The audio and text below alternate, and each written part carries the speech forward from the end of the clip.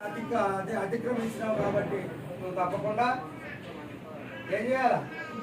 ఆజ్ఞకి వ్యతిరేకం చేసినావు కాబట్టి నీకు శిక్ష తప్పకుండా విధించబడాలి.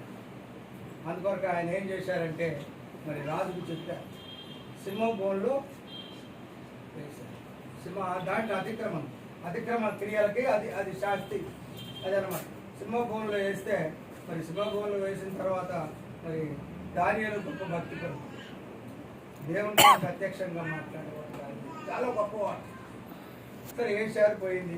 మరి ఇంత ప్రజ్ఞాశాలి, ఇంత కళ్ళకి మంచిగా మరి వివరంగా చెప్పేవాడు, మరి ఈయనకి మరి దాంట్లో వేస్తే ఎట్లా అని రాజుకు మాత్రానికి ఆ రాత్రి అంతా నిద్రపట్టలేదు. ఆయన పొద్దున్నే బయలుదేరాడు, సింహభూమిలో వేశారు. ఆ సింహాలన్నీ కూడా ఏం చేశాయి? నోరు కట్టినట్టుగానే కాముగా ఉంది.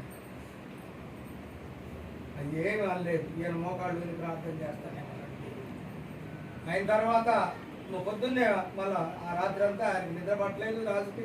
మళ్ళీ తిరిగి వచ్చాడు. తిరిగి వచ్చి ఆయన దానియేలు అని పిలిచాడు.